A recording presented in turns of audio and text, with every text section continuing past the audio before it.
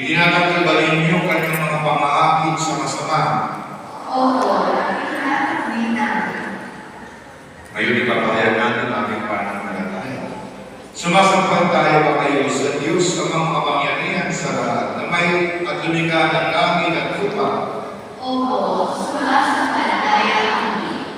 Sumasampalataya ba kayo kay Jesucristo, isang anak ng Diyos, Panginoong nating lahat? Pinanap ni Santa Maria Virgen, pinako sa krus, namatay at libing. Muling nabuhay, naluklog sa kanan ng Ama.